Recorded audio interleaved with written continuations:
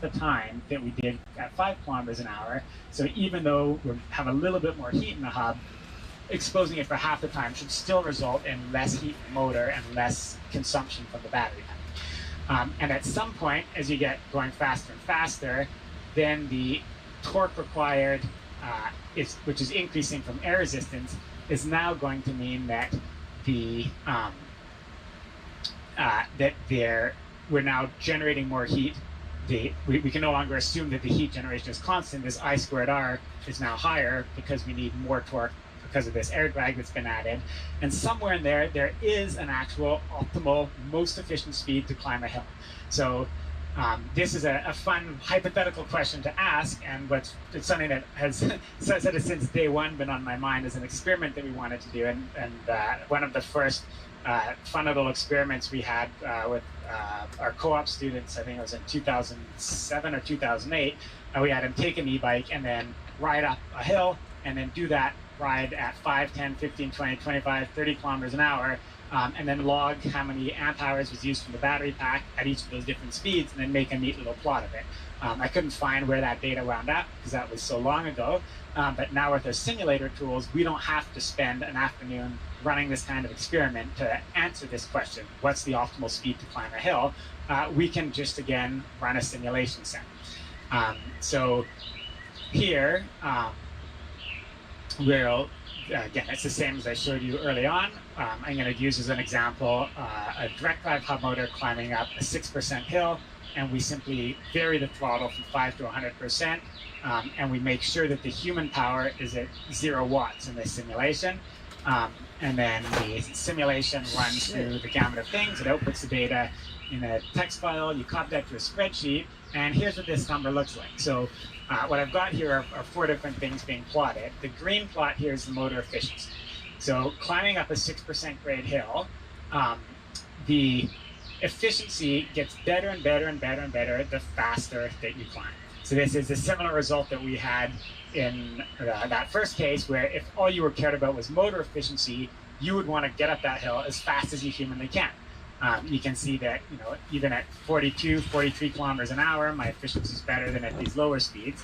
But if you look at this plot here, so this here is the motor temperature. This is the steady state temperature. So this is if the hill went on indefinitely. You can see that at some point you can't actually sustain climbing it at these speeds without the motor eventually overheating. What's interesting to us is not what's the peak efficiency of the motor, it's what is the peak efficiency in terms of your battery use in watt hours per kilometer. So this plot here is the watt hours per kilometer used, and this is directly proportional to how many amp hours you would use from the battery climbing the hill. So if we include this in the plot, the minimum of this value is when we would use the Alright, so we back. Sorry about that, guys. Shit. But it is the most I thought I had ultimately that's what you my battery pack if you are on a trip charging this bike, thing, you'd want to see, well, what's backing how it do I up. get to the top of the hill and have the most amount of battery left over. But you would do that by finding the point where your watt hours per kilometer is the doesn't highest. seem like it's doing it. Maybe you can't do that when you're live, but I don't see why not. Our mileage is 30.8 watt hours per kilometer. The motor is 70% Is this a bad cable? And if you were to go faster than this, you would end up consuming a little bit more from the battery. If you go slower, you also consume more. Let me see if now, I one can thing you'll just, see is that it is really quite flat. So you in practice, you really wouldn't notice much difference between a 15 kilometer an hour climb or a 25 kilometer an hour climb. By and large, you'll use roughly the same amount of the battery. If that's the case, well, you might as well climb the hill faster and get it over with sooner than climb it more slowly and use the same amount of battery pack. So that is the meaningful answer for what's the most efficient speed for me to climb this hill with one motor at one grade hill. What's interesting, and what I'd love you as an audience to spend time doing, if you're curious about these things, is do this simulation with different motors, up different grade hills, with different types of vehicles. I don't think you can examples of that as we move through the slides here. So do that the exact same setup. Instead of trying to climbing plug the 6%, cord in at the now same climbing a time. 3% hill.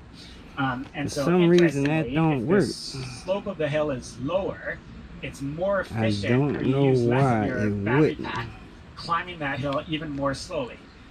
And at first this might seem counterintuitive, certainly as you have a Alright, so we can only go as long as that battery is. I guess that's enough. Power.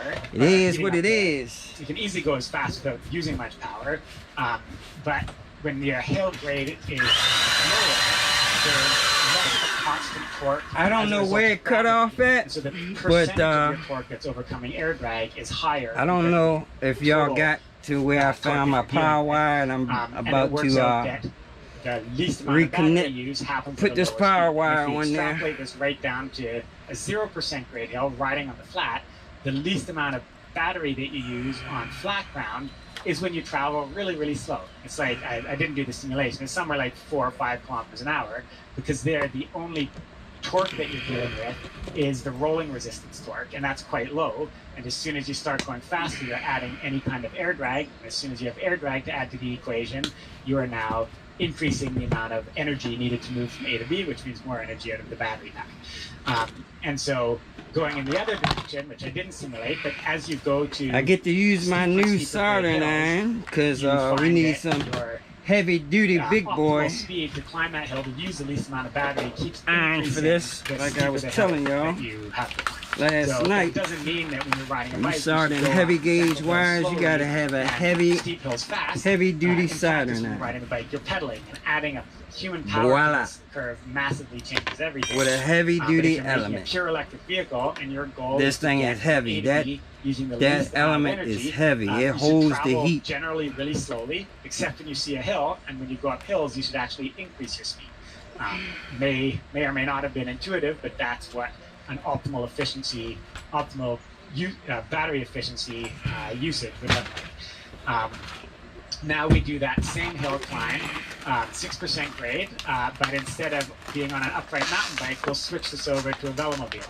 So here I've run the same simulation, but I've changed to a custom vehicle where my coefficient of air drag is 0.2 instead of 0.58 I used on the other one.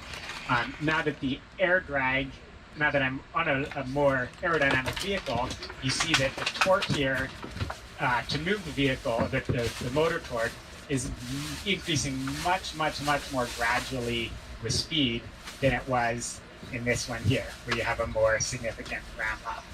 So here, whoops. Right.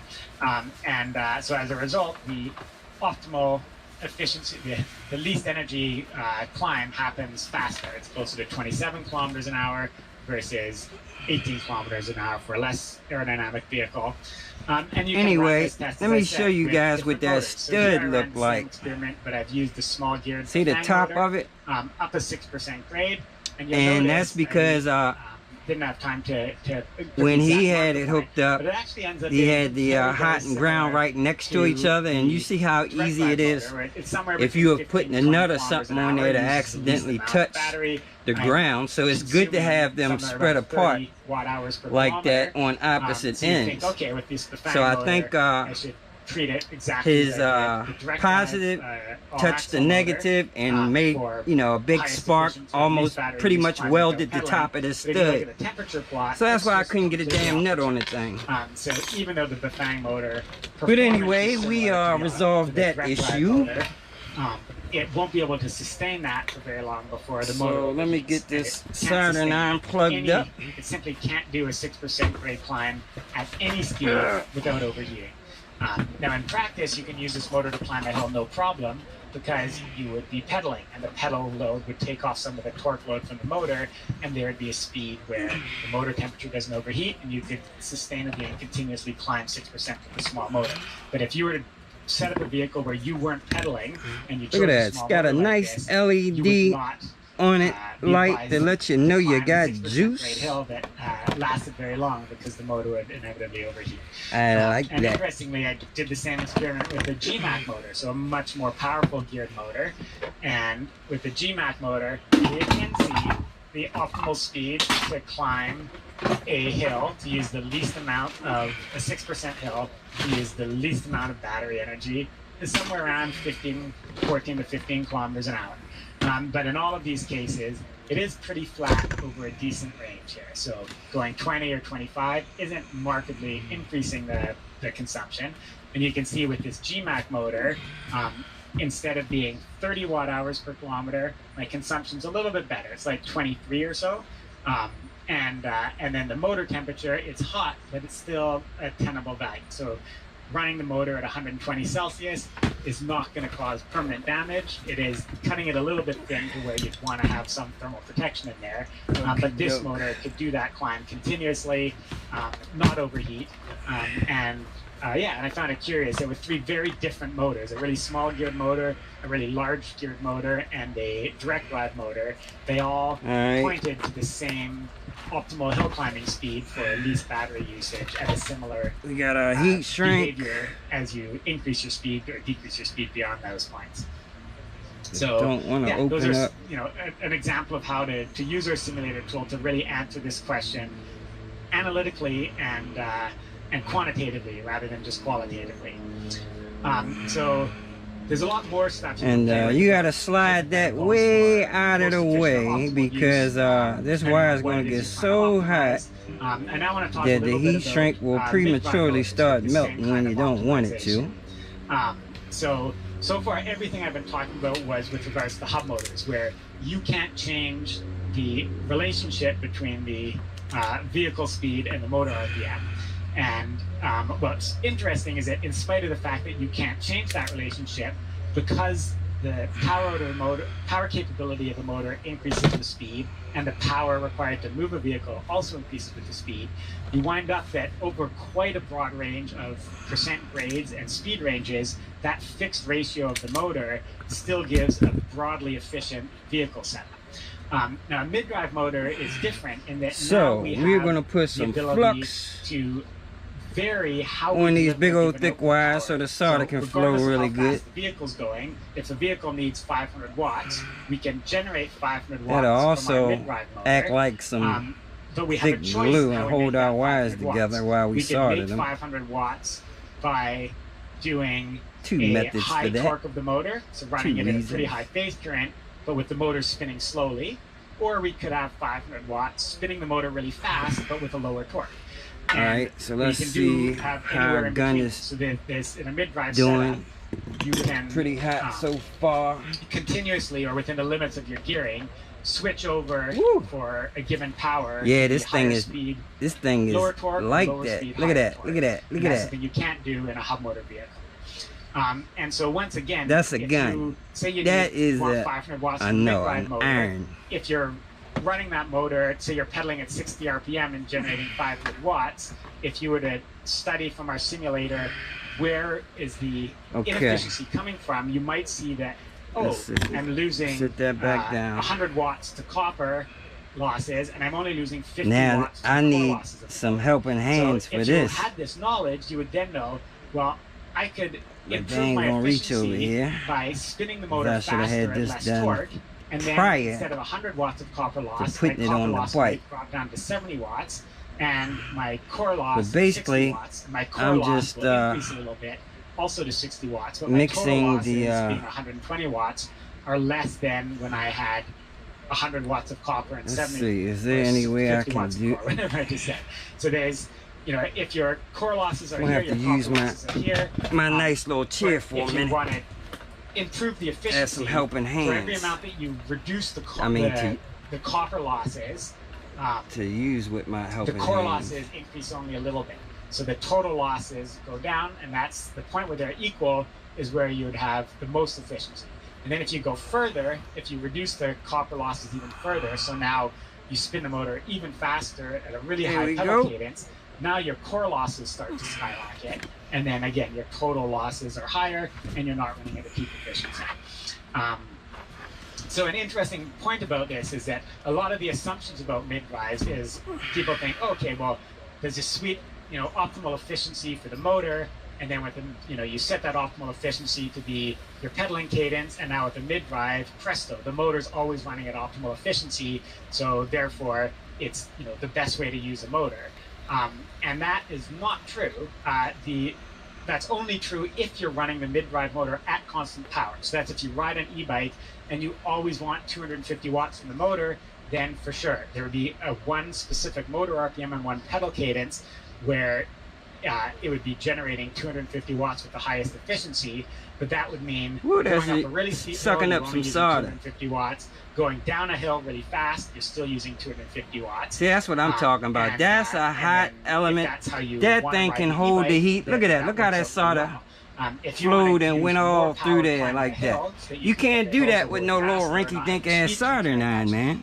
Look at that. It's still smoking. Change with your. That is an iron.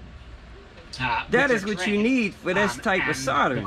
Not, you can't use that Mickey Mouse bullshit. Also changes, and that means that the optimal use of a mid-drive motor is not awesome. I love it. Pedal cadence for the rider. It's a pedal cadence. Gotta have the right shit. shit. The RPM. And so here, that thing is still smoking. I can still solder. So on our motor simulator, we have a couple of common mid-drive motors. So here I probably could have when I first did it. The BBS02 motor, and if I run a simulation at, with a 36-volt battery pack, to simplify things, I've used the same two front and rear chainring because the plot here I wanted to be in terms of RPM, and so now this axis here is not the speed of the vehicle, it's the pedal cadence of the pedals.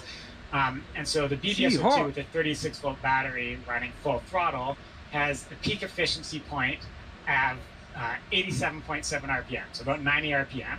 And at that peak efficiency, the motor is generating, if you look over here, just under 300 watts of power. So this motor is, if your goal from the motor is to make 300 watts, to ride with 300 watts of power. Look how long that piece of solder is, and it's going to suck that up like real quick. RPM, but you're only using 300 watts. We'll need a whole lot more. You're actually burning through your battery faster than if you actually switch to a harder gear and pedal more slowly to keep the motor running at closer to 90 RPM. Now, if we run the simulation at a slightly lower throttle level, just to a different peak efficiency point, here I'm at 70% throttle, and then I look, okay, what's my peak efficiency? I want some more now, of it. The peak efficiency happens at 65 It's basically RPM, done, but and it's at a point where the motor is generating, look at that, look at that, 175 watts of power. Or you can just see it right there.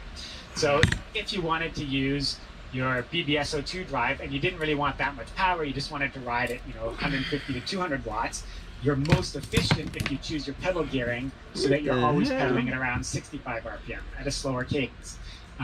And so with a mid-drive setup, and this, if you go back to the sort of the fundamentals of the motor, the less power that you want a motor to generate, the lower you want to be spinning, because the core losses are directly proportional to the RPM. If you're not generating much power, you don't want to have much core losses, and to reduce your core losses, you want to spin the motor more slowly. Let's see. So this whole process we can extrapolate instead of having, here I did it for 2 discrete points. Unfortunately, I couldn't find a nice way to automate generating all of these values in a plot with the simulation set with just a simple copy and paste. I had to run a simulation set with copying the entire data and spend a fair bit more time in the spreadsheet to pull it off. But by doing that, this is the curve that we got. So this here, if you wanted to know or use a mid-drive motor, the BBS02, and have it running at optimal efficiency, you would vary the gearing so that the RPM of your pedals is matched to the power output that you need for that particular application. So if you wanted to generate 1,000 watts from a BBS02, it's best if you're riding the bike such that your pedals are at, look at over here, about 180 RPM. Well, nobody can actually pedal at 180 RPM. I shouldn't say nobody. A unicyclist with very short cranks can do that fairly well, but it's not a very comfortable thing for an average cyclist to spin their legs around that fast. But that's what you would want to do if you wanted the motor to be at its peak efficiency. So in practice, if you're trying to get 1,000 watts, from a BBS02, if you're not pedaling, and that is how you do that. There. Spinning at 180 RPM, and then you'd be running it at its most efficient point.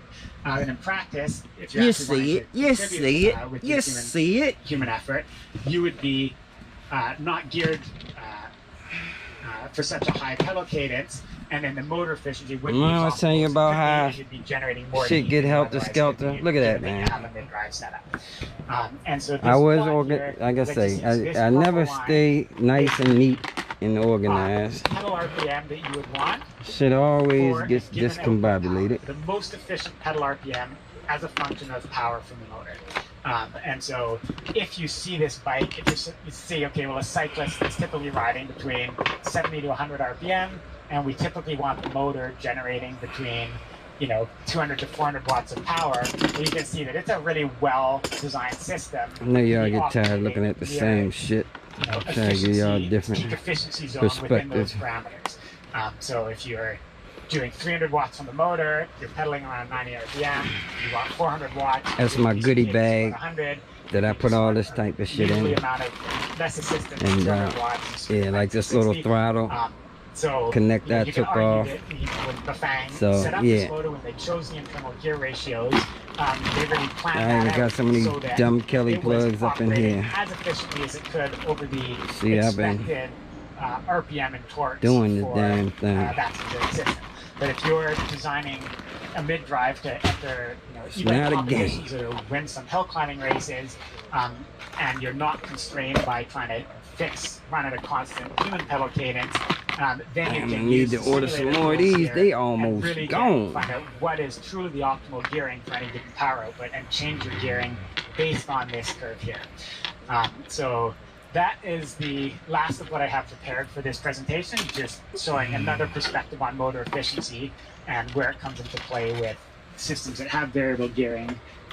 And so for the rest of you guys, I'm hoping I gotta unplug this monster. How you can do these, how you can use the simulation set on our website in order to run through these things and do spreadsheet comparisons. I let y'all see everything. Analytic conclusions or answers to questions and discussions. Oops, I unplugged the wrong shit. On forums. What did I unplug? What is that? The e-bike community, and I'd like to see people do a better job of dispelling the wrong shit that's out there. And I also hope that you saw that as far as an exercise goes in optimizing efficiency, a little bit is kind of pedantic or OCD.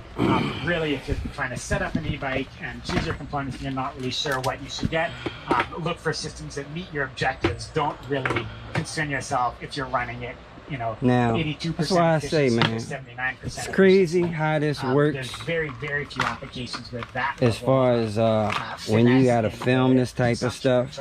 Now, honestly, because most of the time, just to do this, what we did, look how long that took filming it.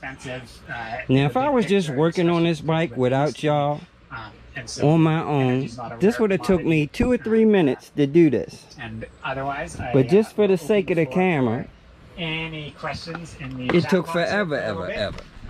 So I'm just going to scroll through to see if there's ones that came up during the talk. I'm not going to plug none of this up or questions or comments they want to make.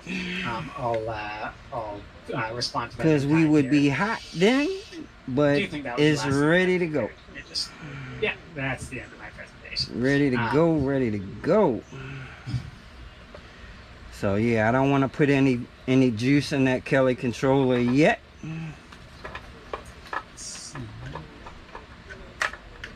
I have to send a text to get that low brake.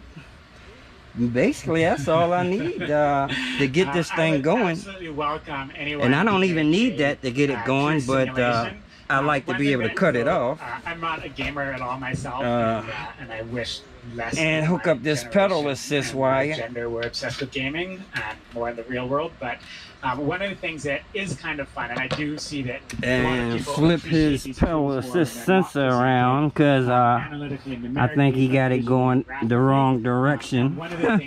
So when he first put his bike together, and I mean that's a mistake anybody can make. He that little pedal assist disc, if you put it the wrong way, had the arrows going the wrong way, he had to pedal backwards to engage his motor. That was kind of funny. So, but yeah. But pretty much we good to go. So one of the things that turn this volume down. I hear me talking over here. Simulator. What we're working on, and I now have a couple more web developer co-op students at Grin to help us finally flesh out our final details here. We did create that is pretty much that for today. It only took us 2 hours to do whatever we did. Out any hypothetical elevation profile. So here I'm, creating an imaginary. And we will finish up later and go to something else. See my distance in kilometers. Justin's still talking, so it ain't been that long, but it's been long enough. And now I can choose any motors. I'll let y'all see a little bit of that. Full thermal modeling done. So let's. What he's actually talking about. Bike motor. Pick and choose any type of riding. Actually, fat bike. Let's make that with a nice heavy rolling resistance. And with this tool, unlike the motor simulator that's showing simply a. Actually, I think I have to. Oh, one more. There we go. That's just sort of a fixed snapshot time. The trip simulator shows the time evolving behavior of a motor simulation. You couldn't get it back, man. This. So now what I've done is I've drawn this elevation curve. Yes, it does. On this second graph here, but, you have to have a technique. The temperature of the motor. So you can see it gets up to 65 degrees. Now as I go downhill, I hope I'm pronouncing that right. And it climbs again, reaches 90 degrees at the end. So if you click at any point, I gotta learn how to pronounce your name, bro. How fast you're going, what the temperatures are, grade hill that you're climbing, and then you also have a really detailed breakdown of how many watts. Normally people with names like Solent are brainiacs. Or core losses. And here you can see, remember I talked about the optimal efficiency. But since you say you couldn't get that motor back together, that don't mean you're not a brainiac. That just means you're not a hands-on brainiac. One point I want to make about this is that the efficiency in our trip simulator is the actual motor efficiency. And so that's the efficiency only as seen from the motor. In our motor simulator application, so if you go tools, wow, motor simulator, no, still not. Here we also have an efficiency number. The efficiency that I show in the motor simulator is not just the motor efficiency, it's the efficiency from the motor controller to the motor output. So it's if you were looking at the energy flowing out of the battery, and it means that losses inside the motor controller are also part of this. And so you'll see in our trip simulator higher efficiencies than in the motor simulator. I don't think y'all really care about Justin too much, but honestly, man, y'all need to check Justin out. Justin's talking about some good shit. Where the efficiency is coming from. So it's the power out of the hub motor to the electrical power going and trust into the me, controller. Everything he's saying, you're going to need that at some point. Power going into the motor. That's how you get the edge on gaming thing of things. other people who don't check that type of stuff out. Simulate what this looks like in a you gotta have that edge, man, and that knowledge is the edge. Climbing up the hill, and you can see what's happening, the speed. Because they surely gonna be wondering how I'm whipping asses when I come back out there. Motor doing regenerative braking. And that's because I pay attention. All these different components that make up the system. And trust and believe me. And we supposed to brag on this shit, just like race car guys and everybody else that just something that's competitive, running, jumping, whatever you do, you talk shit. So I'm talking shit. Trust and believe me, when I come back out with this next one, I'm doing some damage. I'm doing some major damage. Because while everybody else playing around on 72 volts, I'm going to the sky and get my voltage. The power of thunder and lightning. I'm using 28 watt hours per I ain't gonna be playing. You see your average speed, you see how much Believe battery me. you've used. If it's a section that has regenerative braking, you can see how much you get back into the battery during regen, and you can see where your losses are coming from. So here, you see my copper losses are much higher than my core losses. Lou, I still don't recall you sending me that address, man. You must not want that UKC one. And have less I want to use this little meter on my next bike. This meter tells you everything. Voltage, watts. It has an amp probe. I think I took that out the box. A little amp probe ring with a ferrite coil on it that you stick the wire through so you can tell how many amps you're running. I mean, everything. That little meter is awesome.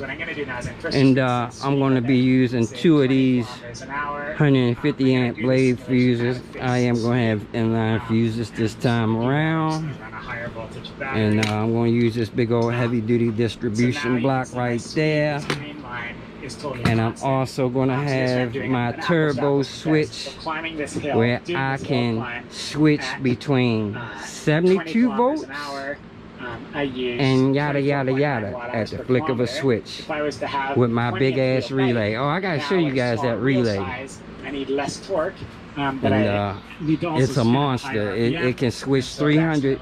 It can switch 300 amps. It's a 300 amp relay. But the net effect should be a better efficiency. So here I used, as I said, just under 25 watt-hours per kilometer. If I switch that to a 20-inch wheel, well, we're still climbing at the same speed. Let me see what else we got to do. Temperature didn't get as hot. And I'm gonna take a little break, 23.8 watt-hours per and I'm gonna roll the MTB up in here. I got some things to do to the MTB, so that's coming up next. They went down much more than my how long we've been so in this tool we actually break out those numbers so you can see how it plays into hey Lou, I don't need see that's the good part about them volts. Faster or slower. When I go to 120 volts, you don't need them big amps, man. And yeah, that would be some damage.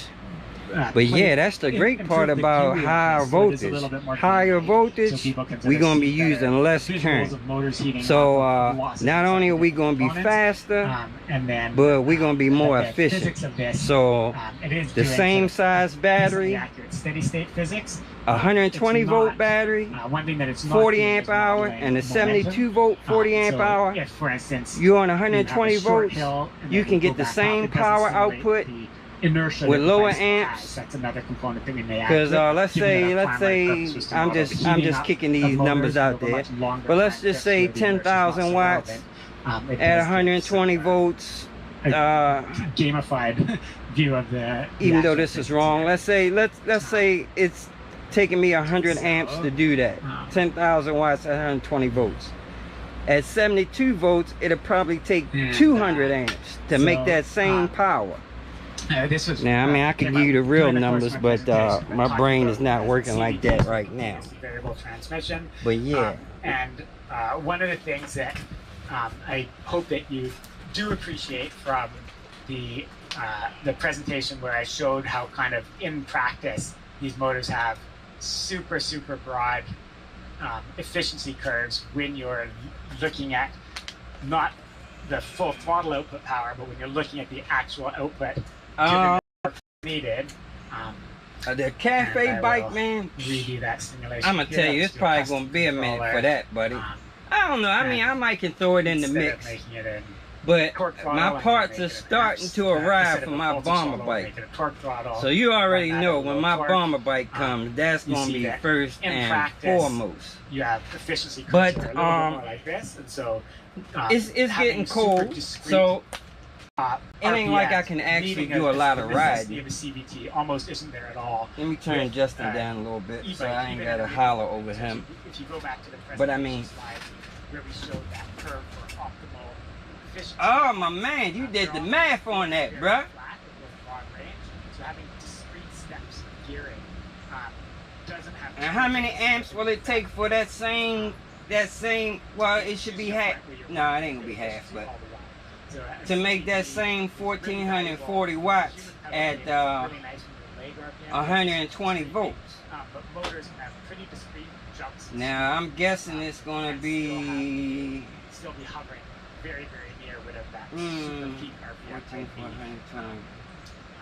because now I can't even guess that right now. My brain is definitely not working, but I can do it too. Let's see. What am I calculating? But back to that, man. I can mix that little cafe racer in. Let me tell you, man, that bike is so little. So this question here from Bill, can you explain? I thought you was going to do it, Lou. To provide high motor braking torque at 14,400 I absolutely can, divided by 120. Okay, so 120 amps. So this isn't so to make that same 14,400 watts at 120 volts, it's only going to take 120 amps. I should have known that. 14,400, 120. I mean, those numbers do make sense. 120 volts, 120 amps, 1,440 watts. Dang, my brain really ain't working. I couldn't figure that out with them easy numbers. But yeah, man, that cafe racer, man, that bike is so little. Matter of fact, I'm going to show you. It's right outside. Looking a mess. Looking a mess. Helter skelter because it rained. It rained. Look at that. I got boxes all on top of it. Look how little that bike is, man. This bike is so little. I mean, it looks like it's definitely not a kid's bike, but it's very little. And no, it ain't getting rained on. See that? It's covered up. But not only that, man, I gotta come up with a battery to fit in there. And yeah, they ain't got a whole lot of room for a battery. I mean, you could put a nice battery in there. Definitely would have to be a custom battery though, for sure. I hope me coming out here didn't cut the stream off. But man, look at that controller on that thing, man. One thing for sure, whenever I do, this bike is going to be fast, man. That's a 205 back there, I found out. It's an old school one though. But yeah. Yeah, Frank and the other bike is over there, under there. And yeah, people say all the time, man, you got them bikes outside. Yep, I sure do. Let's see, that's a camera there. It's another camera on the other side. I got motion detectors out there. And if you think it's if you think it's worth catching some hot ones over, then you come and try it. If anybody out there thinks that an e-bike or a motor or any of this shit I got in here is worth getting a hot one in your ashtray about, then you come and you come and see.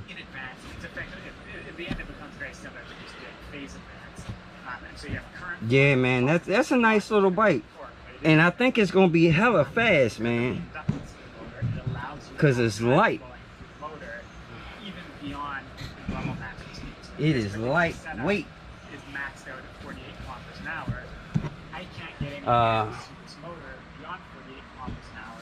Let's see. I wanted to that little scooter I got, I'm gonna put these motors on it. I ain't gonna tell y'all what the motors came off of, but let's just say a little birdie told me about them. I'll say that. Little birdie told me about those motors. But man, A Solid, I can't talk but so much, man. I ain't put this motor back together. So, you know, I just haven't had a need for it. But what I do want to try is to run, because I see a lot of people talking about it. I want to see how much, how many volts and how much current a stock Super 73 motor can handle. Because I think you can actually put some amps through that thing. So I mean, I got a lot of stuff that I want to do. And looks like I'm gonna have plenty of time to do it if the weather stays getting cold like it's doing now. The only reason I haven't been doing any of that because I was too busy riding. But since I can't do no riding right now, I can get some shit done.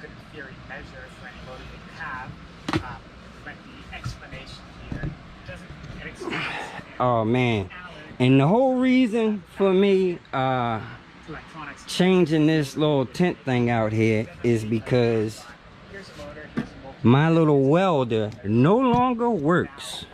Look at that. And it's brand new. And the reason why it no longer works, because when I had the other gazebo out here and it rained, this thing got soaking wet. Now I said I'm gonna open it up and see if I can find out what it is. It could be something easy, but I wasn't even gonna go through all that because I just was gonna order another brand new one from Amazon, and when the brand new one comes, I'm gonna put this one in the box and return it. Y'all didn't hear that, but yeah, you did. You heard it. But hey, you gotta do what you gotta do, cause like I said, this thing was it was brand new. I never really used it that much, so I will knock the dust off of it. Like I said, order a brand new one, clean it up, and put this one in the box and ship it back. Man, all the money I done spent with Amazon, I ain't trying to hear that shit. They're gonna take it back and like it for sure. Let me see what else. Man, I ain't got much else to talk about.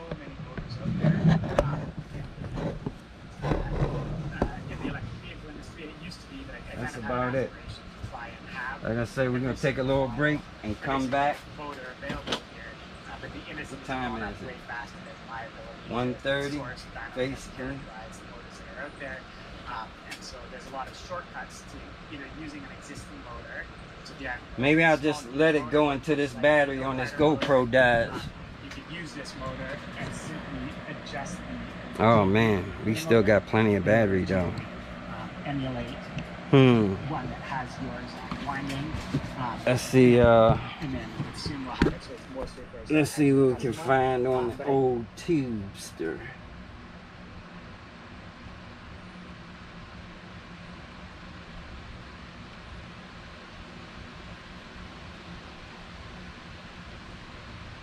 See what they got. Let's see what they talking about these motorcycles.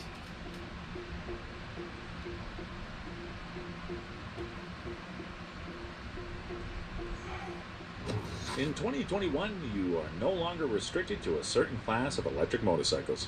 The industry has already reached such a point when all the major segments are represented by models with powertrains that take advantage of the mighty electron exchange. If you don't believe us, consider checking out the following lineup of the best models across all classes. Who knows, maybe you'll find an ideal e-bike to serve your needs and desires. Subscribe to our channel and watch the video to the end if you want to support the electric revolution. Let's get technical.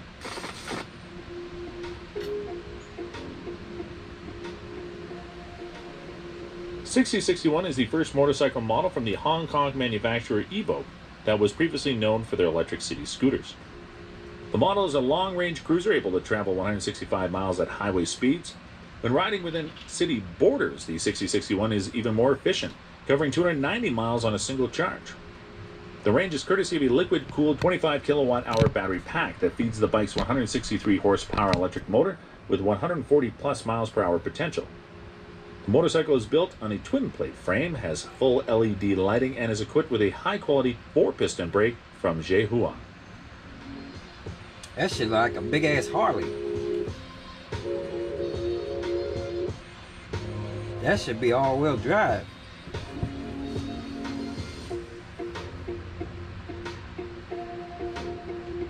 Oh, it's a mid-drive? Yep. When it comes to mass production of electric motorcycles, Zero remains almost unrivaled till this day. So the reveal of the first fully faired model is a big deal for the entire industry. The SRS is a premium sports bike that builds on the specifications of its predecessors, taking advantage of the 110 horsepower strong Z-Force 7510 motor and 14.4 kilowatt-hour battery, good for 200 miles of riding with the optional power tank. I see. Get ready to cut corners and do precise maneuvers. I'm getting ready to do the same thing Bosch too, bro. Advanced Motorcycle Stability Control, Huan braking system, and Showa suspension with adjustable spring preload, compression and rebound damping.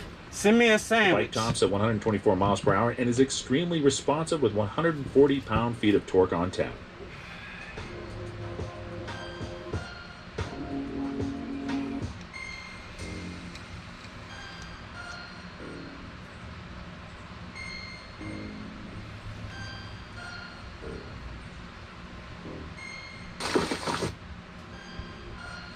There you go, the cake bike. I kind of like that bike, man. Building on the same aluminum frame and swing arm, the Ink is a more affordable take on the company's top-spec Calc or electric dirt bike. The lower-priced model, though, refuses to compromise in terms of power and offers the same drivetrain, delivering 15 horsepower and 31 pound-feet of torque. Damn. It loses the Orr's Olin suspension, but gets the Cake-owned setup consisting of MK Sprint fork and direct-mounted shock.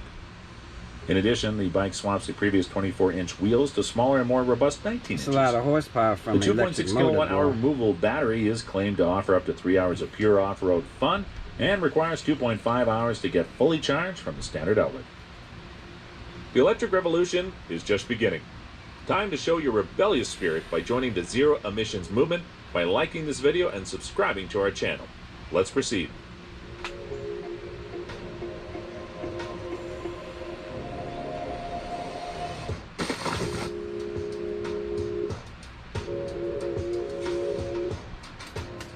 The title of the best electric naked bike is usually disputed by two models, Zero SRF and Harley Davidson Livewire. Today we have to grant the win to the latter despite I'm sure its that thing costs $10,000 a premium, ridiculous amount of money. considering that the range and speed specifications of this duo are rather close. Harley still stands out as a model equipped with the best components in the business and is backed up by some of the widest networks of dealerships. Its Revelation electric motor makes 105 horses and 86 pound-feet, which converts to 3 seconds, 0 to 60, and 110 miles per hour maximum velocity. The Livewire is geared up with Showa suspension, Brembo brakes, 7 riding modes, and reflex defensive rider systems. In short, an overwhelmingly rich package.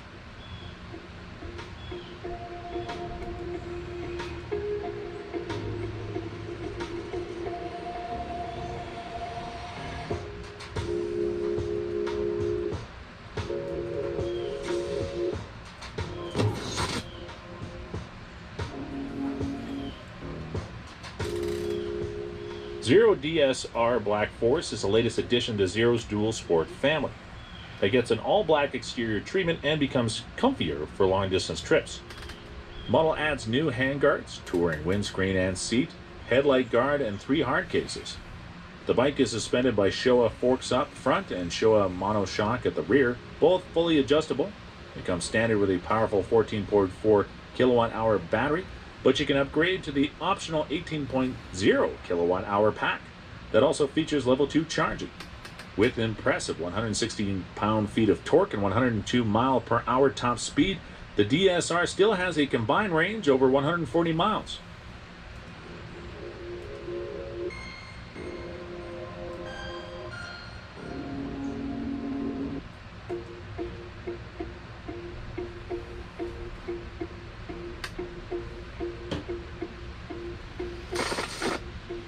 Let's see, I'm gonna go back to some bikes. Let's see real quick.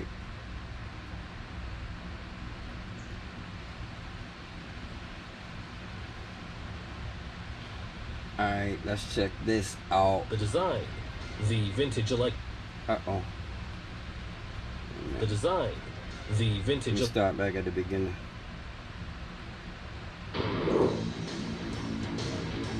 Top 10 fastest electric bikes. Do you want to go really fast? Yes. By riding these bikes, you will not only do that, but you will also fly over unbelievable routes and terrains. Let's find out the fastest ones. Number 10, Vintage Electric Tracker. At first sight, you might think that it's an old motorcycle from the First World War. First sight, I with just with might their think that's saddle and ugly as catching fuck. vintage aesthetics. Actually, this is the tracker model designed by Vintage Electric, a Californian electric bike company.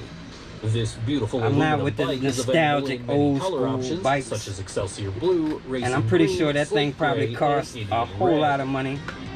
The price is around $5,500, but the classic Enough. essence is not only present in the design. The Vintage Electric Tracker has a 3-kilowatt motor in the rear hub that will allow you to ride the city at 20 miles per hour in street mode and touching the 36 miles per hour in off-road mode. Not too shabby. The 26-inch diameter but, tires come with two nope. colors, midnight black or light cream, with that vintage style you like. I like it. They are woven with Kevlar guard, which is a material that protects against flats. Its regenerative braking system uses the Shimano Alpine hydraulic disc brakes, allowing you to smoothly decelerate. In addition, the Vintage Electric Tracker comes with a stainless steel handlebar, a chrome front headlight and backlight that use one of the brightest LED bulbs, and natural leather accessories which are flexible, lasting, and first class. If you like combining vintage with cutting-edge technology, this e-bike is for you. Number 9, Lobodo Limited Edition. This bike was created by none other than Daniel Oliver Bolto, grandson of the Bolticos founder, a renowned brand Like in Mark motorcycling. Wahlberg. The Lobodo Limited Edition has a 250-watt Bosch Performance CX motor next to the pedals. Its Plus format tires have 27.5 inches of diameter, so you can ride impossible routes without any problem. Nice bike. Lobodo's creator dared to install a speedbox device so it can reach speeds up to 37.2 miles per hour. Daniel was runner-up in the 1999 Superbike World Championship, and if you also want to excel in speed, the price you must pay for this model is $4,000, and you will get your name engraved on it. Totally customized. Not too bad. Number 10, Grape G12S. Look at this flashy and spectacular bike. It was manufactured by Grape Bikes, a subsidiary of the Croatian company Rimac Automobili, better known for its high-range cars and e-bikes. The Grape G12S has a rear throttle and hub motor which is provided with cutting-edge technology in neodymium magnets, reaching 12,000 watts of peak power. I hope it's a big battery in that frame. Believe it or not, this outperforms the horsepower of a good motorcycle. Thanks to that, this monster She ain't had no has a helmet top on. speed of 43.4 miles per hour. Aesthetic, modern, bold, and waiting for you. Let's go for more. Number 7, Audi e-bike. Man, Nothing will I'd stop get you with one of this those bike. if I could The afford Audi one. e-bike with a futuristic and minimalist design is manufactured with carbon fiber, and it uses the e-tron technology, which is employed by Audi in its fancy cars. In addition, the Audi e-bike, as well as many of the fastest electric bikes, comes with a Bosch motor that is located in the center of the frame and connected to the pedals. Oh, that's pretty cool. This two-wheel beast can reach speeds of 50 miles per hour. Oh, see, that's Only nice. 100 That models is of the nice. Audi e-bike For a went to market in lightweight bike 2016. too? These Yeah. ones have their system connected to the Bosch Nion e-bike computer that comes with GPS, fitness features, and can be used with an app. It has a 4.3-inch color screen. Yes, color screen. Its design and details are unbelievable. This is the most sophisticated and fastest electric bike on earth that you will probably be able to ride only in your dreams because its price is about $17,000. Yes, I know, it really hurt to hear that. Dang. Number 6, Stealth B52. Here comes a treasure. Perhaps it's not so futuristic, but it will make you want to go for a ride.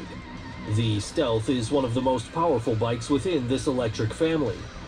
The B52 model is ready for years of riding. Chroming color, amazing Magura brakes, and MRP suspension will support any obstacle. The Stealth has a 5.2 kilowatt motor that can reach a top speed of 50 miles per hour. That's fast. However, unlike the previous position, the B52 battery will allow you to get a range of up to 60 miles, so you can get further.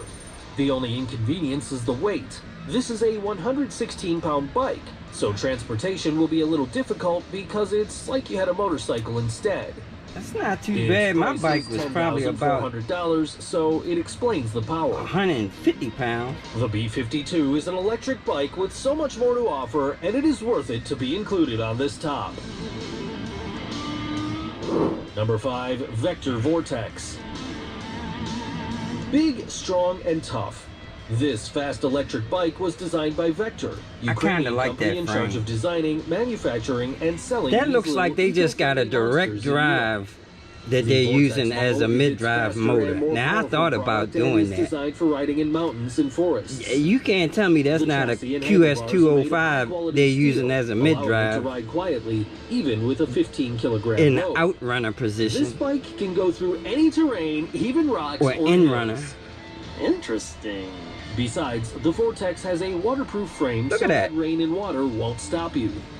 Due to the power and speed, the Vortex reaches a max speed of 50 miles per hour, but it defeats the competition thanks to the lithium battery that provides 3 kilowatts of energy, guaranteeing a fantastic 120-mile range of travel and extreme durability. The most impressive is that the battery can be fully charged in 2 hours. Not bad for a $1,000 electric bike, don't you think? $1,000 bullshit. Number 4, Delfast electric bike Top 2.0. Are you tired of pedaling? Very tired.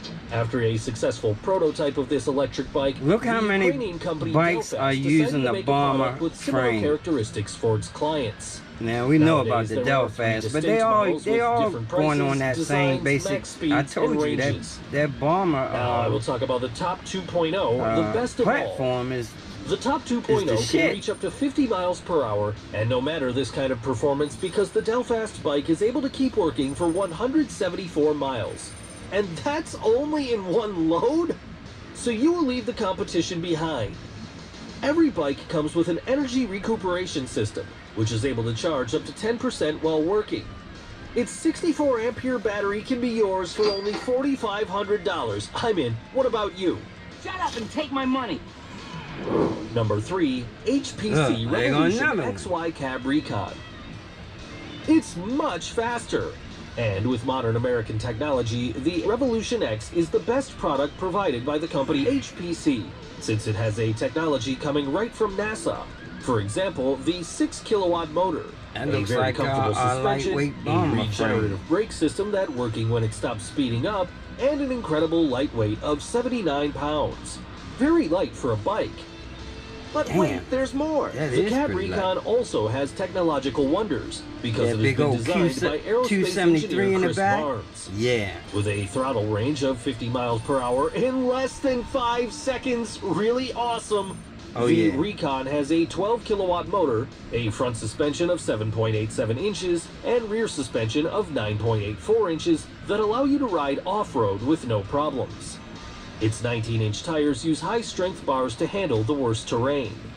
Both can reach epic speeds of 62 miles per hour and a little more. When it comes to the price, the Cab Recon is priced at around $10,350. So you know now, if you want to fly quietly, ecologically, and practically, the time is now. That dude that bought my bike could have bought a whole bunch of these bikes. I guess he just didn't want to wait a year or however long it takes to get one.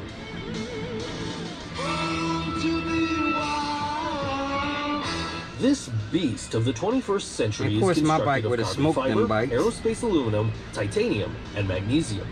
So he did right. The Black Trail of European company PG Bikes is a bike that can reach up to 64 miles per hour thanks to its 1.2 kilowatt motor. On a single 2.5 hour charge, this incredible bike can get a range of 120 miles thanks to the 2 Li-ion batteries. Not bad, but all that glitters is not gold. In fact, this is worth as gold or more because this bike is priced at $66,500. Oh, hell no. That's what I call a soft kick to poverty. Well, if you want to be fast, eco-friendly, and modern, that's you a can used start saving Tesla. Because guess what? I'll keep pedaling. Well, Orlando Bloom and Jay Leno don't think the same. course not. Number 1, Cyclone Electric Big Boy. This is the winner, fastest, bravest, and fiercest of all. Oh, using the bomber It is a frame. Titan made in the USA by the company Cyclone. I This knew I amazing was bike on can to reach something. so astonishing speeds of 93.2 miles per hour, just like a gas motorcycle, but with pedals and without being a pollution source.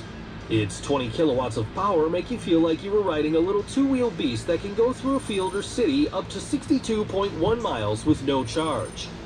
And its price is unbelievable. The same frame, they put a mid-drive on it, man. $4,000. Bullshit. Where can I find that bike? Modernity, speed, and no pollution at all. Would you like to get one? I'm dying for one. Remember to click on like and subscribe. Yeah, I for want that more last one fantastic for videos. $4,000. And if you're still looking for more speed and adrenaline on more videos here, enjoy them.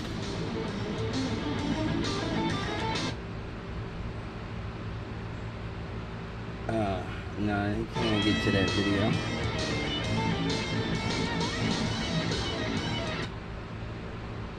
With the ever-present traffic congestion issues in many cities, it's not hard to see why the growing e-bike empire is more popular than ever. Compact travel with no prior athletic ability necessary means that anyone can pick one up and easily maneuver short distances. The problem is, with so many e-bikes now, how do you decide which is the one See for how you? much juice we got? That's where we come in, as this video will showcase We got a little bit of juice number left of on this e-bikes GoPro. and concisely outline what makes them so worthwhile for your convenience.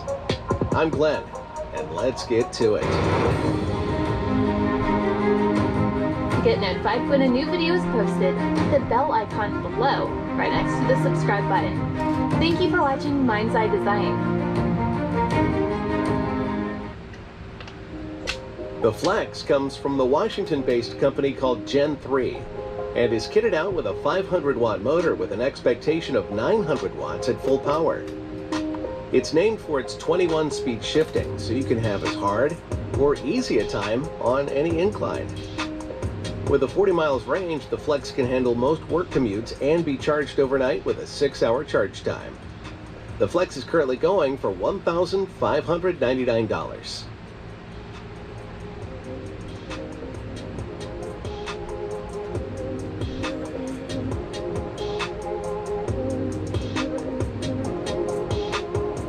Aesthetics mix well with performance in the Outcross from Gen 3, a Washington-based company.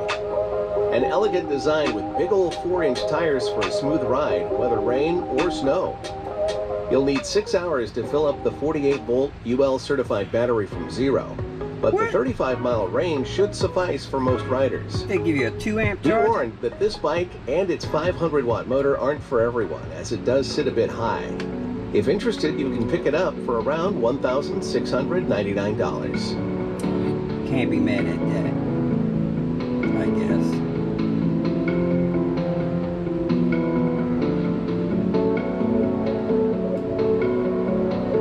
If you're in a rush and on the move, you may just need the Groove.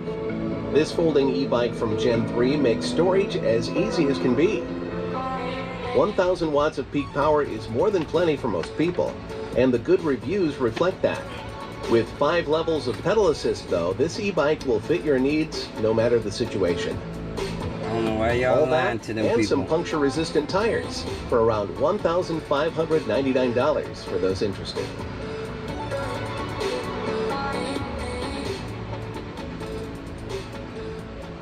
I guess for the average person. If adventure is what you're after, Aventon delivers This it must with be their the most ugly powerful bike e-bike video. simply called Adventure. This e-bike attempts to tackle it all with an elegant design and 4-inch fat tires fit for any terrain. And with the 750-watt motor coupled with the 720 watt-hour battery, it'll do the job pretty well, according to the hundreds of 5-star reviews. The Adventure comes in 3 colors and 3 sizes ranging from small, medium, and large. If you want your own, they're going for around $1,999. Coming in 2 colors of blue and 4 sizes, The Yeti 160E T1 from Jetson USA is a high-end e-bike built for racing. A Shimano XT 12-speed drivetrain is accompanied by a 630 watt-hour battery. It provides a smooth ride with its tubeless-ready rims and tires.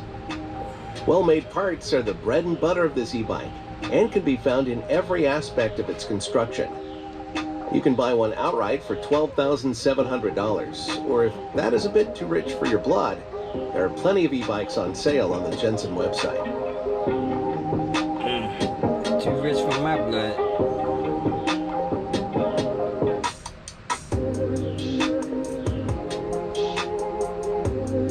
Some of us don't need so much oomph, which is where something with a 350 watt motor and 36 volt battery, like the Hurley tailside mounted e-bike from Jensen USA, comes in. The 7-speed drivetrain offers variants with up to 40 miles of drive time. You might as well have a 9-volt battery or green for $1,699 on their website.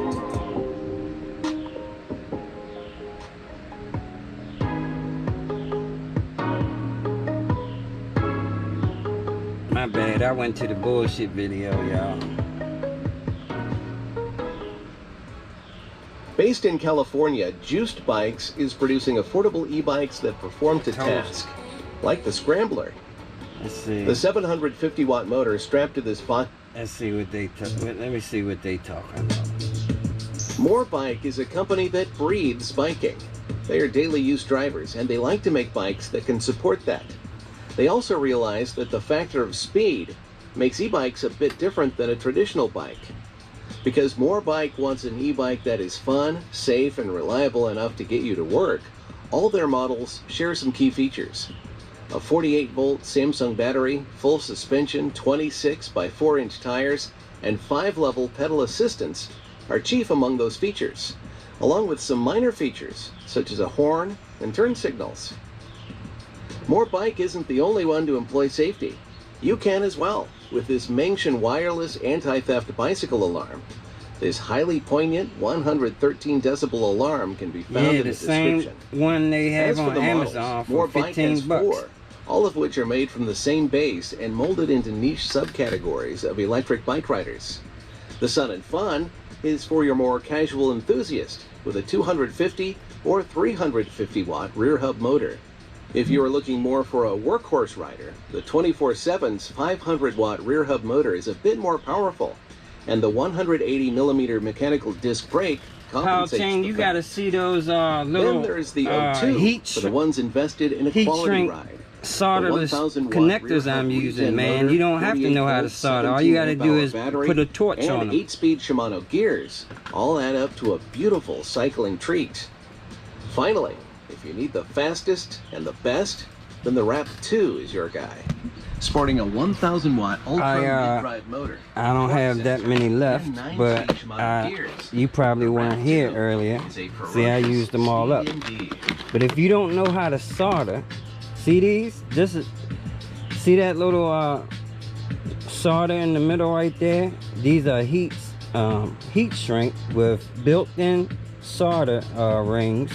All you gotta do is stick your wires together, put this on it, and put a little torch on it, heat it up, and the solder will melt. And yeah, you ain't gotta know how to solder to use those. You know, I left my soldering iron on, so good I came over here. Passion is something everyone can value. Yeah, man, anybody can use those. Drive to perfection and greatness. You will be hard pressed to find a company with more passion than Aerial Rider e-bikes. Their vision is to make the absolute most out of e-bikes, and let's just let their work speak for itself. And speak it shall. The X-Class 52V is a speed demon, and that is no mistake. It was designed to be one of the quickest electric bikes that Aerial Now, I give Aerial Rider that props. I think as far as the regular e-bikes, man, the Grizzly is one of the best regular e-bikes you can buy. All-wheel drive with a good battery system, than the traditional nylon gears. As the name implies, I don't see how Super 73 is even selling bikes anymore. A massive 35 amp controller, but you know, just like iPhones, people still buy them. Output peak. So aside from being an asphalt assailant, The X-Class 52V also has a range of 70+ miles and 5-level pedal assistance. A feat to be leave the BMSs alone, with the bro. average commute being only 5 miles, you can use this bike for days without charging. As for the electronic features, you will find an LED display for quick and easy diagnostics, front and rear lights, and 2 USB ports. If you are one to carry cargo, then this bike has you covered too, with a payload capacity of 300 pounds. And if you are US or Canada based, then you can order your Aerial Rider e-bike today. What kind of bike you riding, Rick?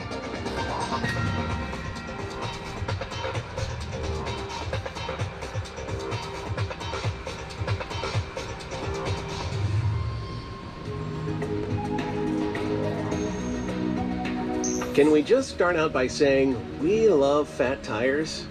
The Ristretto 303 FS from Atelier and Tonic has some of the chunkiest monkeys you'll ever see grace a bicycle I ain't gonna lie, I like the fat tire e-bikes, man. Going on adventures. Shoot. This e-bike is that's nothing why you don't short need of a good beast. suspension as At long its as you heart, got some fat tires. It's a powerful 3,500 watt motor capable of What you propelling riding, the Ristretto 303 MTB? FS along at the maximum legal speed of 28 miles per hour. Still, with just the press of a button, you initiate race mode. This isn't for the faint of heart, nor for use on any commercial or public roads or footpaths. Once race mode is engaged, the electric motor is given free rein to operate at full capacity, sending the rider hurtling along at 40 miles per hour. The smart LED display allows for customization of various parameters like the max power setting. By the way, guys, before this and the level of pedal assist the rider before this GoPro dies, the next thing we gotta do is low and high beams. when I do plug this battery up, is see what kind of programming we need to do for this Kelly. Compression and rebound based on your preferences. I've never had to do one. I'm sure it's not that bad. I'm about to find out. But, you know, the Savitons are pretty easy to set up. So, we will get to see what type of programming needs to be done for these Kelly controllers and see what the difference is. I'm sure it's not too bad. But yeah, that will probably be the next video, as programming the Kelly controllers. Let's see, well, we almost on E, fellas. I'm gonna let it rock out. What are you looking for in an e-bike? Do you value speed, torque, and long battery life? Or does the perfect e-bike for you look like a regular bike in disguise? You in the UK. Let us know in the comments. I got you.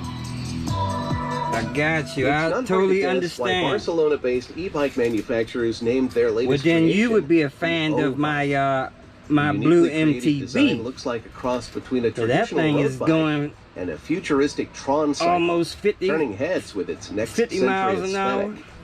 The hubless front wheel is sleek and it doesn't look like a e-bike at all, especially as the inner ring remains stationary while riding. But this hollow space was designed with storage in mind, allowing riders to stash away items for safekeeping. Both wheels are surrounded by solid, unbreakable Tannis tires that remove the hassle of inflating. Now BBS02, I gotta try one of those out, man. I've yet to do a build with one of those. I'm gonna have to do that. The 250-watt mid-motor is powered by the frame-integrated 36-volt battery, which only needs 2.5 hours to charge to maximum capacity. BBS HD, at least one of those type mid-drives.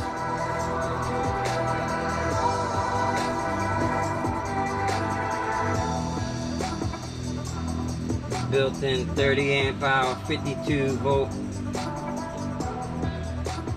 Oh yeah, that's the dad bike is a beast, man. You can't put those triangle batteries in them panniers. Finding and creating they should fit in there. They're nice and thin. Can be difficult, but the guys at Splash don't let that deter them. They know how to maneuver state-of-the-art technology and offer practical and eco-friendly substitutes. Aside from their host of great electric scooters, Splash also dabbles in electric bikes. The Stark is an enjoyable electric bike. Immediately, the design I've of never the chassis seen that is bike right eye-catching, there. with the fat 20 by 4-inch tires and the rear shock suspension grabbing your attention.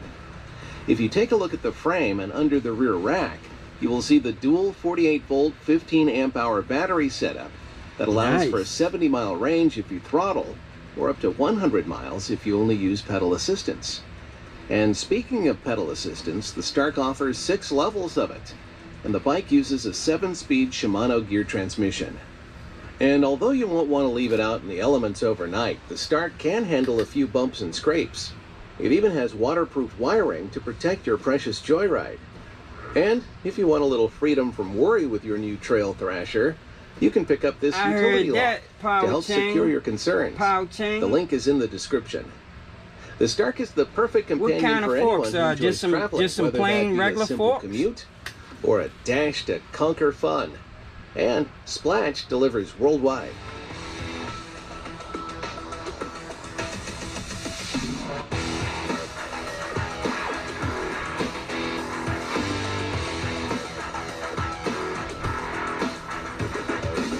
Before I get cut off, man, I just want to thank you guys, man, for coming and hang out with me, man. I appreciate you guys, man.